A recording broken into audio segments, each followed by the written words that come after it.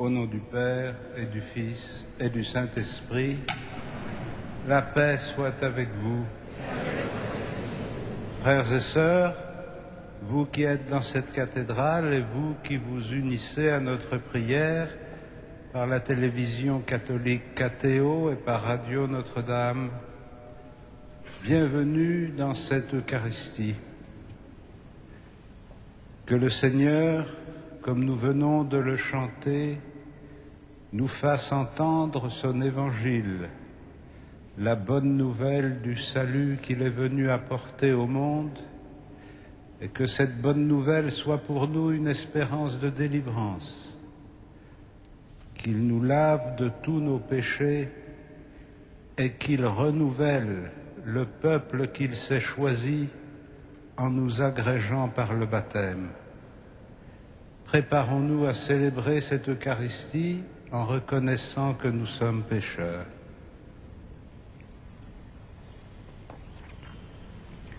Je confesse à Dieu Tout-Puissant, je reconnais devant mes frères que j'ai péché en pensée, en parole, par action et par omission. Oui, j'ai vraiment péché. C'est pourquoi je supplie la Vierge Marie, les anges et tous les saints, et vous aussi, mes frères, de prier pour moi le Seigneur notre Dieu, et que Dieu Tout-Puissant nous fasse miséricorde, qu'il nous pardonne nos péchés et nous conduise à la vie éternelle.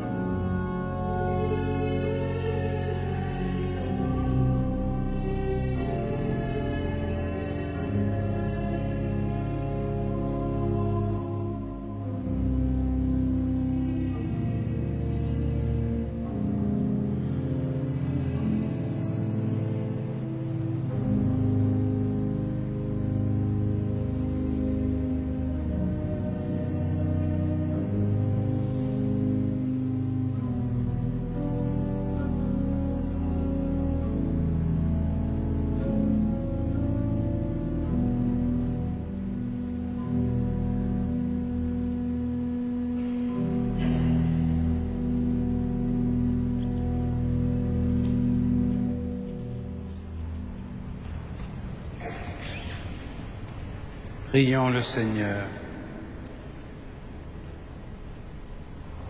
Dieu qui a réconcilié avec toi toute l'humanité en lui donnant ton propre Fils, augmente la foi du peuple chrétien pour qu'il se hâte avec amour au-devant des fêtes pascales qui approchent, par Jésus-Christ, ton Fils, notre Seigneur et notre Dieu, qui vit et règne avec toi dans la communion du Saint-Esprit maintenant et pour les siècles des siècles.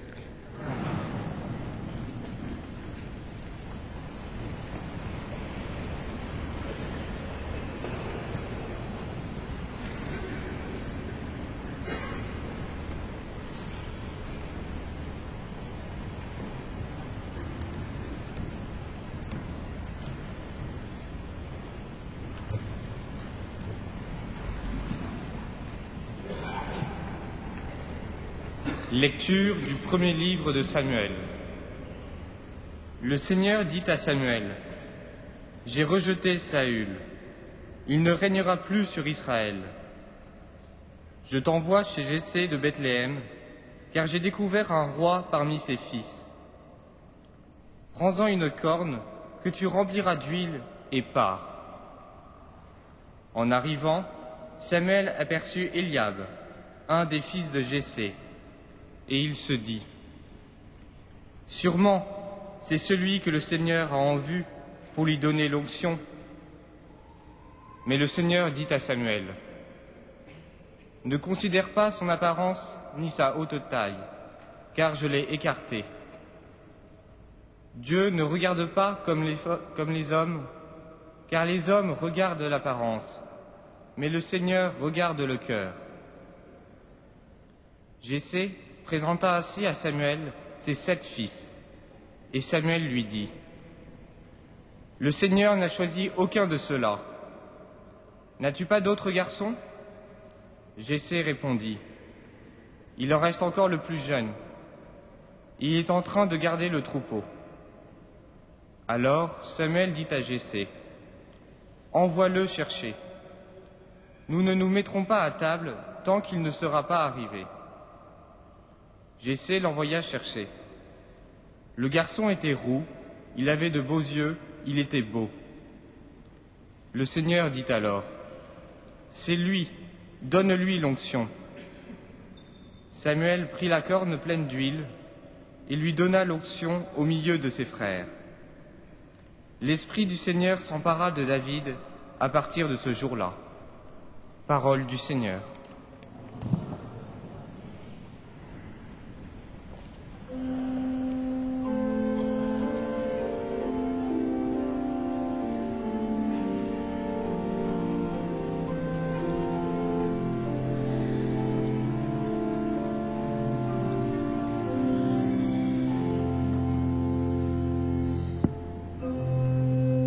Le Seigneur est mon berger, rien ne manque à mon bonheur. Le Seigneur est mon appui, l'espérance de ma vie. Le Seigneur est mon berger, rien ne manque à mon bonheur. Le Seigneur est mon appui, l'espérance de ma vie. Le Seigneur est mon berger, je ne manque de rien.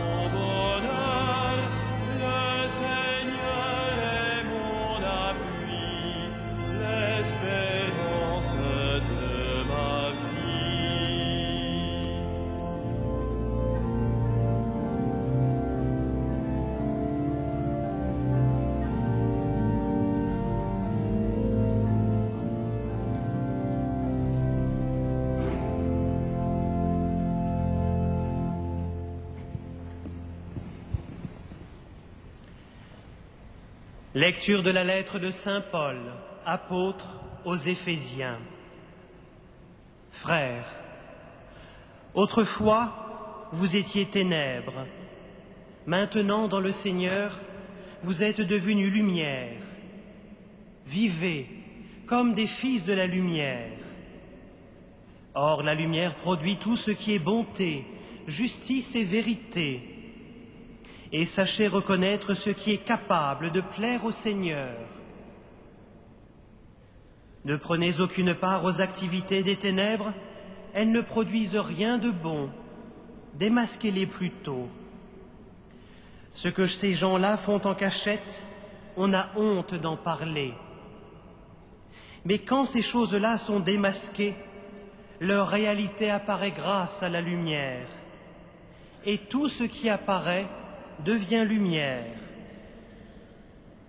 C'est pourquoi l'on chante « Réveille-toi, ô toi qui dors, relève-toi d'entre les morts, et le Christ t'illuminera. » Parole du Seigneur.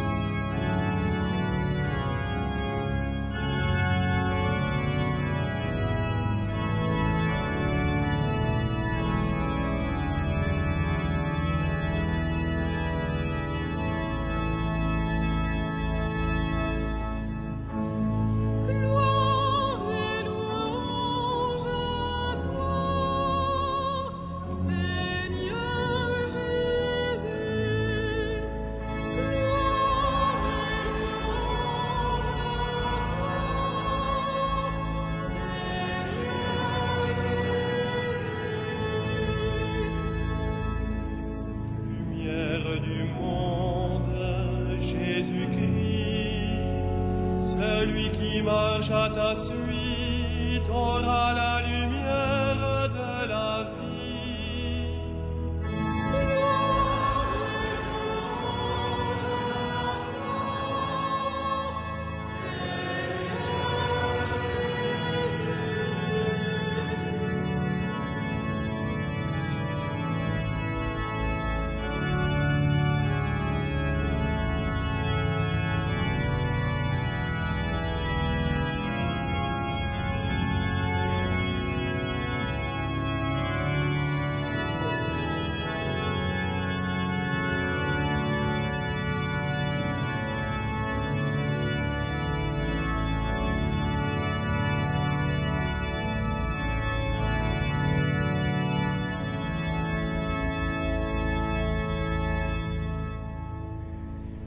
Le Seigneur soit avec vous.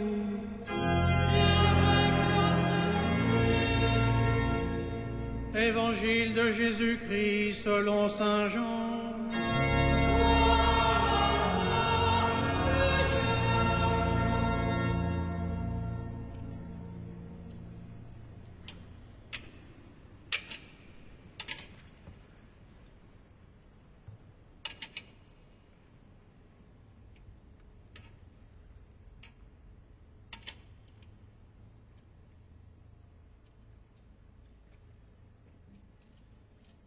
En sortant du temple, Jésus vit sur son passage un homme qui était aveugle de naissance. Ses disciples l'interrogèrent. « Rabbi, pourquoi cet homme est-il né aveugle? Est-ce lui qui a péché ou bien ses parents ?» Jésus répondit, « Ni lui, ni ses parents, mais l'action de Dieu devait se manifester en lui. Il nous faut réaliser l'action de celui qui m'a envoyé pendant qu'il fait encore jour. Déjà la nuit approche et personne ne pourra plus agir. Tant que je suis dans le monde, je suis la lumière du monde. » Cela dit, il cracha sur le sol, et avec de la salive, il en fit de la boue, qu'il appliqua sur les yeux de l'aveugle. Et il lui dit, « Va te laver à la piscine de Siloé. » Ce nom signifie « envoyé ». L'aveugle y alla donc, et il se lava. Quand il revint, il voyait. Ses voisins et ceux qui étaient habitués à le rencontrer, car il était mendiant, dirent alors, « N'est-ce pas celui qui se tenait là pour mendier ?» Les uns disaient, « C'est lui ». Les autres disaient, « Pas du tout, c'est quelqu'un qui lui ressemble. » Mais lui affirmait, « C'est bien moi. » Et on lui demandait, « Alors, comment tes yeux se sont-ils ouverts ?» Il répondit, « L'homme qu'on appelle Jésus a fait de la boue. Il m'en a frotté les yeux et il m'a dit, « Va te laver à la piscine de Siloé. » J'y suis donc allé et je me suis lavé. Alors j'ai vu. Ils lui dirent, « Et lui, où est-il » Il répondit, « Je ne sais pas. » On amène aux pharisiens cet homme qui avait été aveugle. Or, c'était un jour de sabbat que Jésus avait fait de la boue et lui avait ouvert les yeux. À leur tour, les pharisiens lui demandèrent, « Comment se fait-il que tu vois ?» Il leur répondit, « Il m'a mis de la boue sur les yeux, je me suis lavé et maintenant je vois. »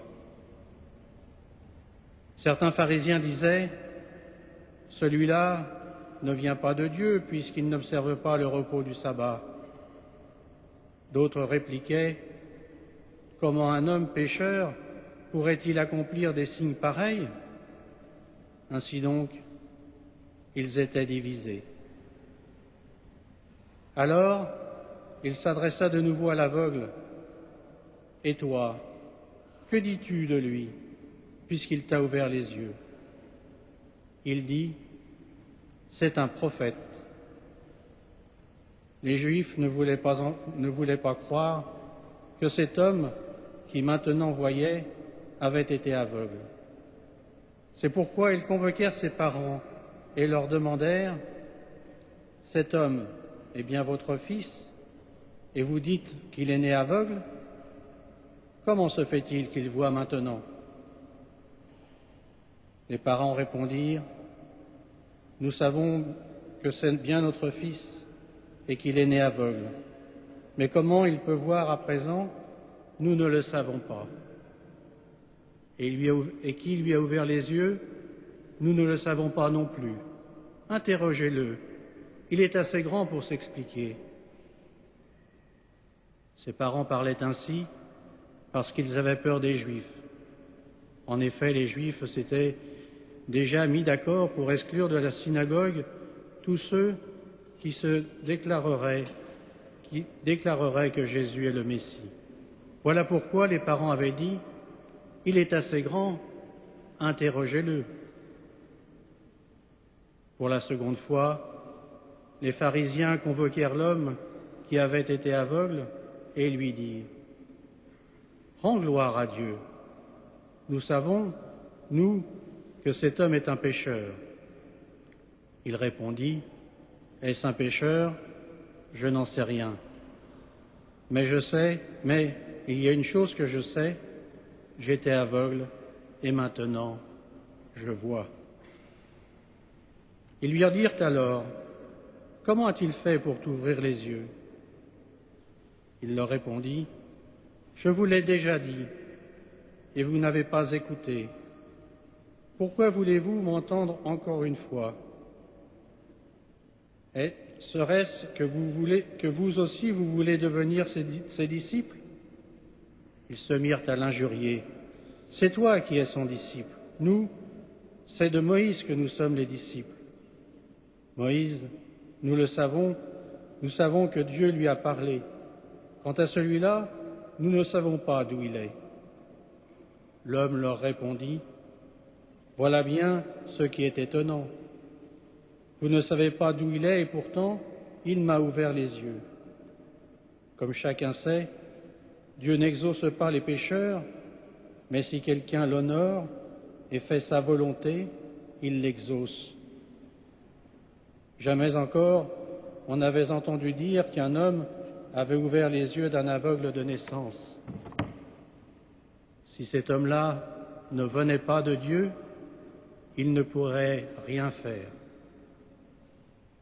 Ils répliquèrent, « Tu es tout entier plongé dans le péché depuis ta naissance, et tu nous fais la leçon ?» Et ils le jetèrent dehors. Jésus apprit qu'il l'avait expulsé. Alors il vint le trouver et lui dit, « Crois-tu au Fils de l'homme » Il répondit, « Qui est-il, Seigneur, pour que je croie en lui ?» Jésus lui dit, « Tu le vois, c'est lui qui te parle. » Il dit, « Je crois, Seigneur. » Et il se prosterna devant lui. Jésus dit alors, « Je suis venu en ce monde pour une remise en question, pour que ceux qui ne voient pas puissent voir, et que ceux qui voient deviennent aveugles. » Des pharisiens qui se trouvaient avec lui entendirent ces paroles et lui dirent, « Serions-nous des aveugles, nous aussi ?» Jésus leur répondit, « Si vous étiez des aveugles, vous n'auriez pas de péché. Mais du moment que vous dites, « Nous voyons », votre péché demeure. »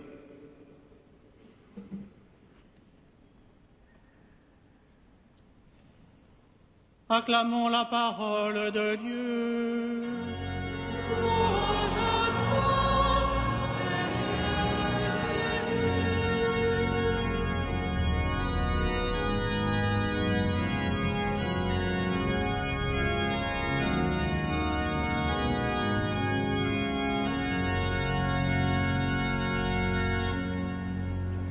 Frères et sœurs, la rencontre fortuite de Jésus et de ses disciples avec cet aveugle de naissance à la porte du temple va être l'occasion d'un dialogue entre Jésus et l'homme qui l'a guéri, entre Jésus et les pharisiens, entre les pharisiens et l'aveugle guéri et ses parents. Et à travers cet ensemble d'échanges de paroles, l'évangile de Jean nous conduit très simplement à une nouvelle affirmation sur la mission et la personnalité du Christ. Il est la lumière du monde, il est le Fils de l'homme, celui que la vision de Daniel avait annoncé. Il est le prophète qui fait apparaître la profondeur des cœurs.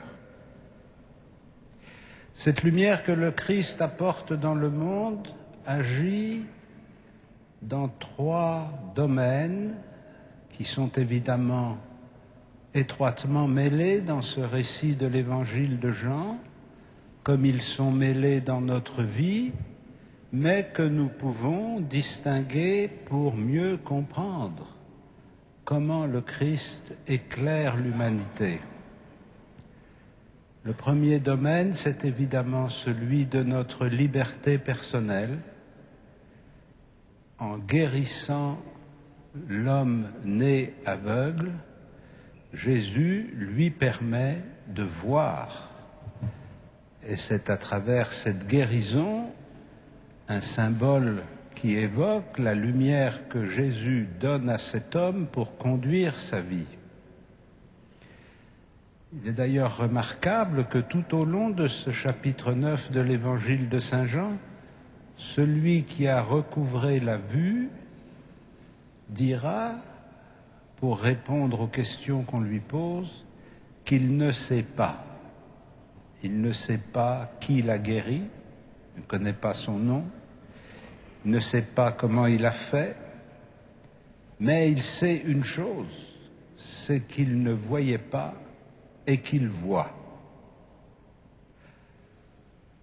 Le Christ, visitant le cœur de l'homme, ouvre notre entendement à la parole de Dieu, dévoile devant nous le chemin de la vie et nous attire dans ce chemin de la vie.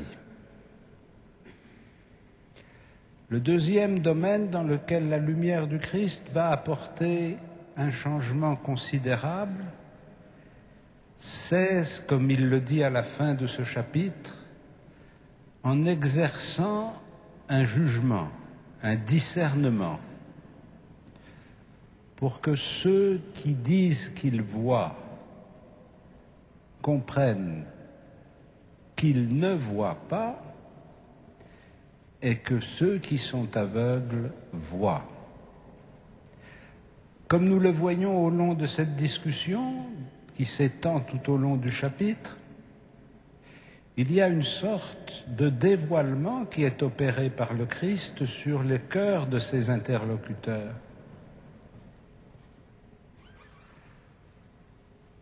En prenant position par rapport à la guérison qu'il a opérée, par rapport aux signes qu'il a donnés, les pharisiens dévoilent leur incapacité à reconnaître l'action de Dieu quand elle se manifeste d'une façon qui ne correspond pas à ce qu'ils pensent ou à ce qu'ils attendent. Mais aussi les parents, en cédant à la menace d'être exclus de la synagogue, manifestent l'état de leur liberté et de leur cœur, comme aussi l'aveugle quand il se prosterne devant Jésus en disant « Je crois ». La manifestation du Christ dans l'histoire des hommes ouvre à la liberté de chacun la possibilité de choisir. La manifestation du Christ dans l'histoire des hommes provoque la liberté de chacun à exercer un discernement. Sommes-nous prêts à reconnaître les signes par lesquels le Christ agit au milieu des hommes? Ou bien au contraire, est-ce que ces signes, quand nous les découvrons, provoquent l'endurcissement de nos cœurs et le refus? Enfin, il y a un troisième domaine dans lequel la lumière du Christ éclaire notre intelligence, c'est la destinée humaine. Quel est le sens des événements dont les hommes subissent les conséquences? C'est la question que les disciples posent. Qui a péché, lui ou ses parents? En posant cette question, il se situe très naturellement dans le système d'explication de la souffrance des hommes comme une rétribution morale. S'il est malade, c'est qu'il est puni. Et s'il n'est pas puni pour ses péchés, il est puni pour les péchés des siens.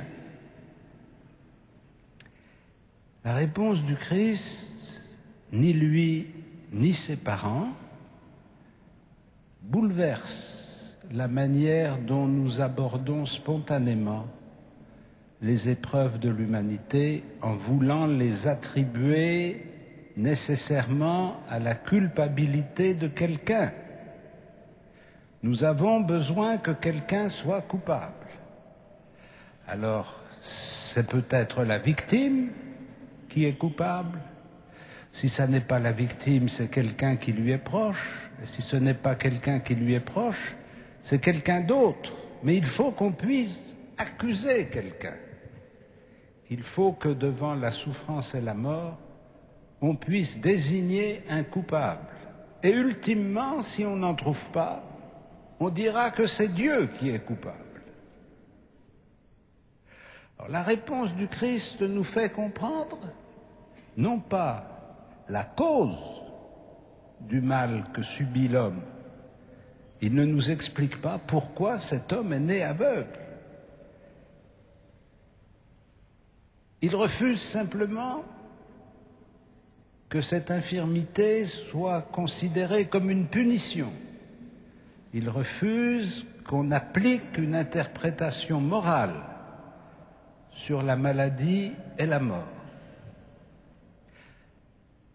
Et il invite ses disciples, et à travers eux l'humanité, à chercher un autre chemin, qui n'est pas de vouloir percer l'énigme de la cause, mais découvrir une espérance malgré la souffrance.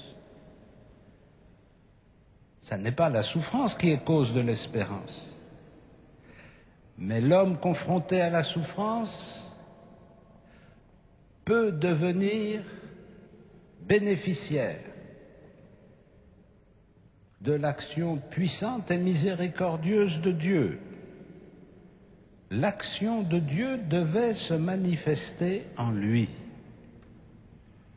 Ça n'est pas pour manifester l'action de Dieu qu'il est devenu aveugle de naissance. Mais puisqu'il est aveugle de naissance, on peut au moins espérer que cette situation va permettre de manifester comment Dieu agit avec l'humanité. Et donc, comment, par la guérison que Jésus va réaliser et qui va être racontée immédiatement, Dieu va délivrer cet homme de son infirmité. Ça ne nous donnera pas davantage d'explications sur la cause de l'infirmité, mais ça nous donne un chemin de sortie et d'espérance. En méditant sur ce passage de l'évangile de Saint Jean, j'avais en arrière-fond dans mon esprit les nouvelles tout à fait dramatiques qui nous ont atteints dans les semaines écoulées, que ce soit le raz-de-marée du Japon, que ce soit la guerre civile en Libye ou en Côte d'Ivoire. Qui a péché pour qu'il y ait un ouragan qui détruise plusieurs dizaines de milliers de morts? Qui a péché pour que les Libyens s'entretuent? Qui a péché pour que les Ivoiriens soient livrés aux armes? Est-ce que c'est eux? Est-ce que c'est quelqu'un d'autre? Qui le saura? Personne. Mais la vraie question, ça n'est pas est-ce qu'on va arriver à expliquer, comme on voit des experts pleins de bonne volonté se dépenser sur nos écrans de télévision pour donner une explication rationnelle à un raz-de-marée. C'est très intéressant, mais ça n'aboutit pas souvent. La parole de Dieu ne nous donne pas l'explication du raz-de-marée, pas plus qu'elle ne nous donne l'explication des causes de la manière dont le colonel Kadhafi a gouverné la Libye ou Gbagbo la Côte d'Ivoire. Mais elle nous dit autre chose. Elle nous dit dans ces situations d'extrême misère, de malheur, de mort injustifiée, injustifiable, il y a un chemin d'espérance si quelqu'un témoigne que Dieu peut agir. Et ce témoignage que Dieu peut agir, il est donné ici par le Christ qui guérit l'aveugle né. Et aujourd'hui, c'est à nous de le donner dans ce monde. C'est à nous de nous faire témoins de l'œuvre de Dieu, de l'action de Dieu auprès de ceux qui sont touchés dans leur chair, dans leur cœur, dans leur esprit. Si nous qui sommes disciples du Christ ne devenons pas les témoins de cette présence proche de Dieu vis-à-vis de celui qui souffre, aucune explication ne pourra jamais justifier la mort d'un seul homme. Mais un geste d'amour peut aider à surmonter la mort d'un homme. C'est ce que le Christ va manifester de façon exemplaire dans le don qu'il va faire de sa vie sur la croix. Il illuminera le monde en nous faisant comprendre que l'action de Dieu se manifeste dans toutes les situations humaines, y compris les plus désespérées. Tant que je suis dans le monde, je suis la lumière du monde. Vous n'oubliez pas évidemment qu'il y a à peine quelques semaines, l'évangile de saint Matthieu nous disait « Vous êtes la lumière du monde ». Aujourd'hui, le Christ est la lumière du monde à travers nous, qu'il a constitué comme lumière du monde. Et c'est à nous qu'il revient d'ouvrir les yeux des aveugles, c'est-à-dire d'apporter le soin, la vigilance, la tendresse, l'assistance de l'amour de Dieu à l'humanité blessée. Amen.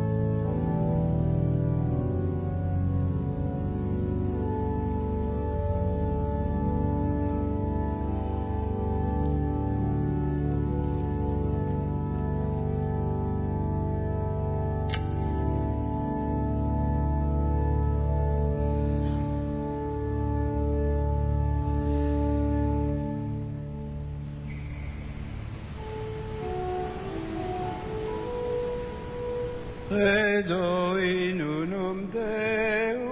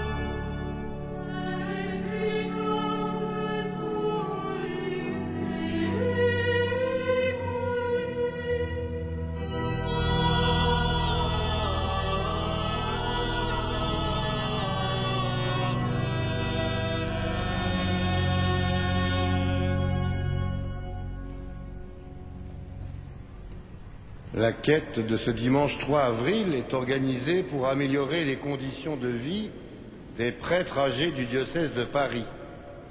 Ils ont consacré toute leur vie au service de Dieu et de leurs frères. Aujourd'hui, c'est à nous de les aider. Les retraites, l'aide sociale et subventions ne couvrent malheureusement pas toutes leurs dépenses. On compte aujourd'hui environ 275 prêtres âgés à Paris, en maison de retraite ou chez eux. Nous vous remercions de vos prières et de votre générosité.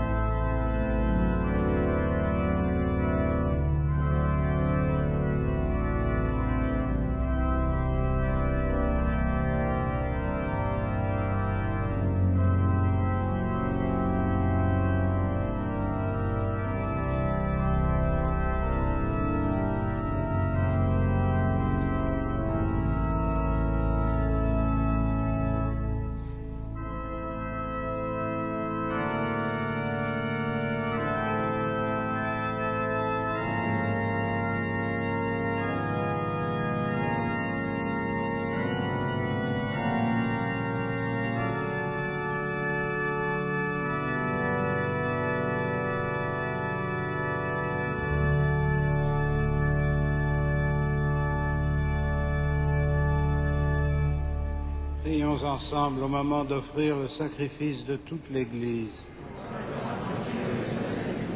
Seigneur, nous te présentons dans la joie le sacrifice qui sauve notre vie et nous te prions humblement. Accorde-nous de le célébrer avec respect et de savoir l'offrir pour le salut du monde par Jésus le Christ, notre Seigneur. Le Seigneur soit avec vous. Élevons notre cœur. Rendons grâce au Seigneur notre Dieu. Vraiment, il est juste et bon de te rendre gloire, de t'offrir notre action de grâce toujours et en tout lieu. À toi, Père très saint, Dieu éternel et tout-puissant, par le Christ notre Seigneur.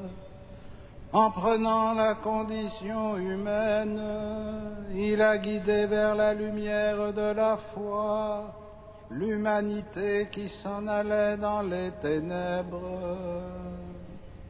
Et par le bain qui fait renaître, il a donné aux hommes nés dans le péché de devenir vraiment fils de Dieu. Voilà pourquoi le ciel et la terre t'adorent. Ils te chantent leur hymne toujours nouvelle, et nous-mêmes unissant notre voix à celle des anges, Dieu, nous t'acclamons.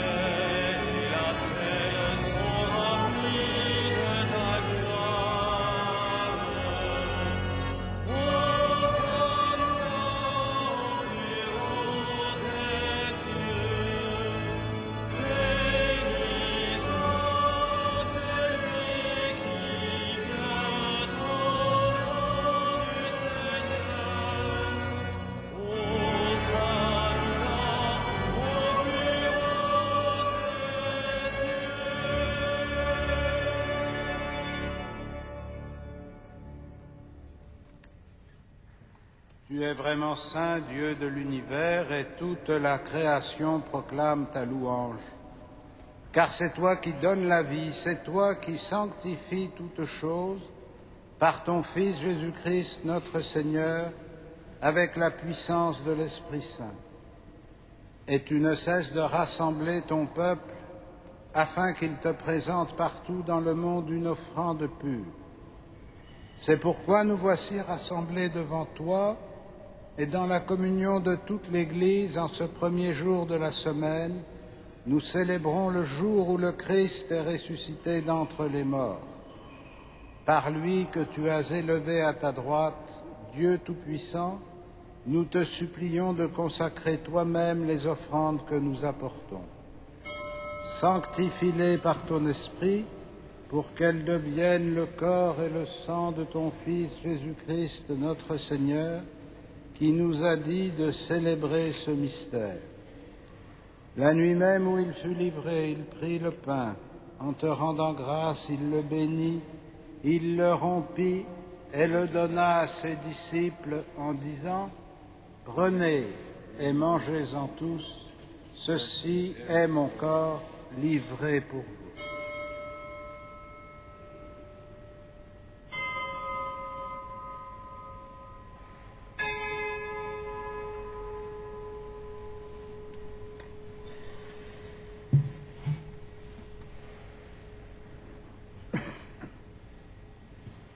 De même, à la fin du repas, il prit la coupe. En te rendant grâce, il la bénit et la donna à ses disciples en disant : « Prenez et buvez-en tous, car ceci est la coupe de mon sang, le sang de l'alliance nouvelle et éternelle, qui sera versé pour vous et pour la multitude en rémission des péchés. Vous ferez cela en mémoire de moi. »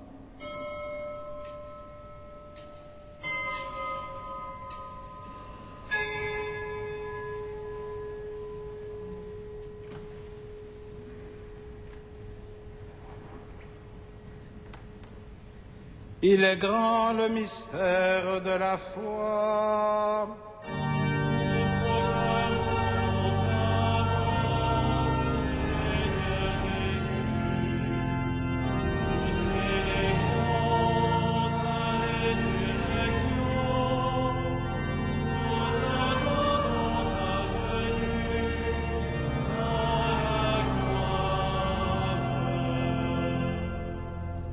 En faisant mémoire de ton Fils, de sa passion qui nous sauve, de sa glorieuse résurrection et de son ascension dans le ciel, alors que nous attendons son dernier avènement, nous présentons cette offrande vivante et sainte pour te rendre grâce. Regarde, Seigneur, le sacrifice de ton Église et daigne y reconnaître celui de ton Fils qui nous a rétablis dans ton alliance.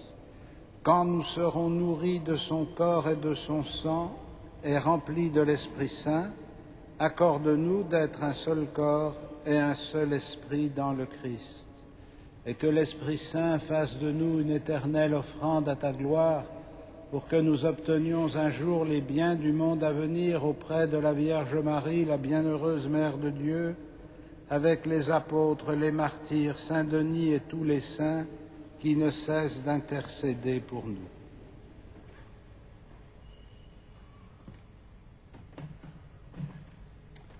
Et maintenant, nous te supplions, Seigneur, par le sacrifice qui nous réconcilie avec toi, étends au monde entier le salut et la paix. Affermis la foi et la charité de ton Église au long de son chemin sur la terre. Veille sur ton serviteur, le pape Benoît, notre évêque André, ses auxiliaires Michel, Jean-Yves et Jérôme, Éric et Renaud, l'ensemble des évêques, les prêtres, les diacres, tout le peuple des rachetés. Écoute les prières de ta famille assemblée devant toi. Ramène à toi, Père très aimant, tous tes enfants dispersés.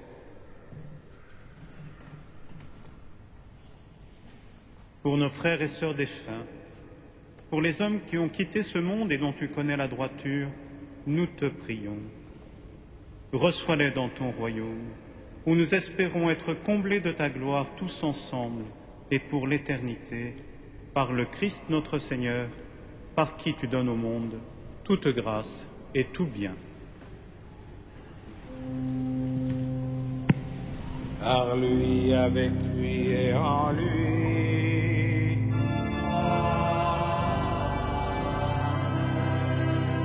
À toi, Dieu le Père Tout-Puissant, dans l'unité du Saint-Esprit.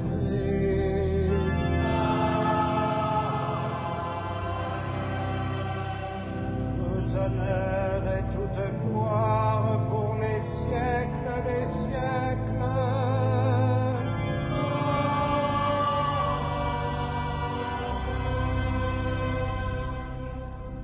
Unis dans le même esprit, nous pouvons dire avec confiance la prière que nous avons reçue du Sauveur. Notre Père, qui es aux cieux, que ton nom soit sanctifié, que ton règne vienne, que ta volonté soit faite sur la terre comme au ciel. Donne-nous aujourd'hui notre pain de ce jour. Pardonne-nous nos offenses, comme nous pardonnons aussi à ceux qui nous ont offensés. Et ne nous soumets pas à la tentation, mais délivre-nous du mal. Délivre-nous de tout mal, Seigneur, et donne la paix à notre temps. Par ta miséricorde, rends-nous libres du péché. Rends-nous forts devant les épreuves en cette vie où nous espérons le bonheur que tu promets et l'avènement de Jésus-Christ, notre Sauveur.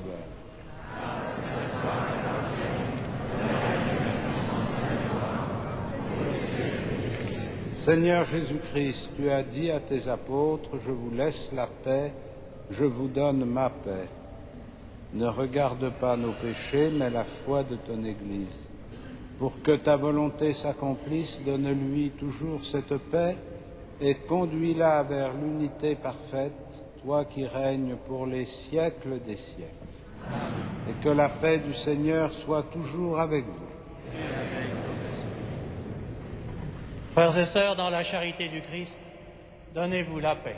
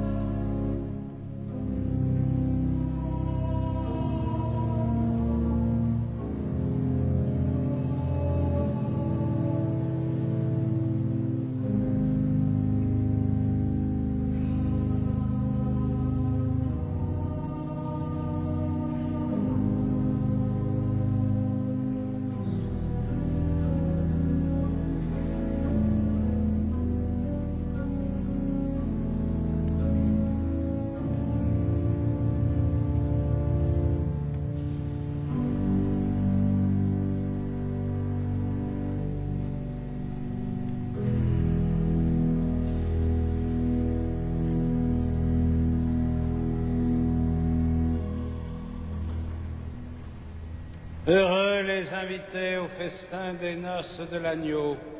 Voici l'agneau de Dieu qui enlève le péché du monde. Seigneur, je ne suis pas digne de te recevoir, mais dis seulement une parole et je serai guéri.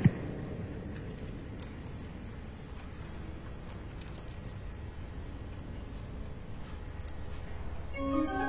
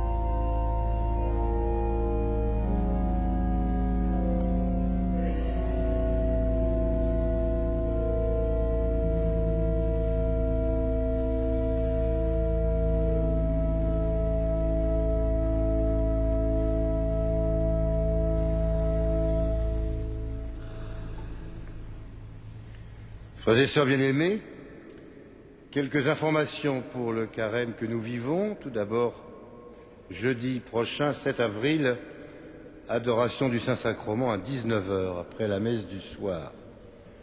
Vendredi 8 avril, comme tous les vendredis de carême, à 15 h, vénération de la Sainte Couronne d'Épines.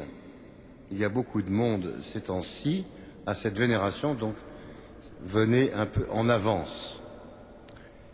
Par ailleurs, je vous ai mis des extraits du communiqué de la conférence des responsables de culte en France et donc de notre archevêque à propos du débat sur la laïcité. Donc prenez-en connaissance, et la totalité se trouve sur le site, entre autres le site de la cathédrale. L'assemblée plénière des évêques de printemps à Lourdes aura lieu du 5 au 8 avril. Nous pouvons les porter dans notre prière. Et puis, la Passion selon saint Jean de Jean-Sébastien Bach sera donnée ici même, mardi et mercredi prochain, 5 et 6 avril à 20 h. Vous pouvez donc retirer des places à l'accueil de la cathédrale. Nous nous levons pour terminer notre prière.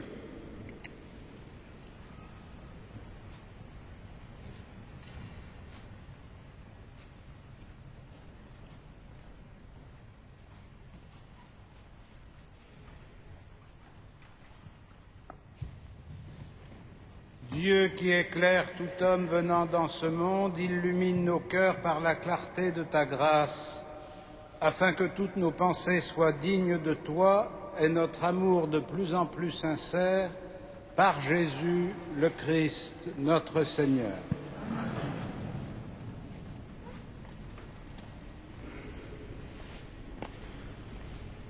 Le Seigneur soit avec vous.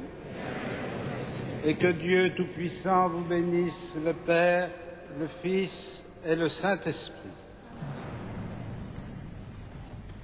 Frères et sœurs, allez dans la paix du Christ. Nous rendons grâce à Dieu. Ave Regina Caelorum.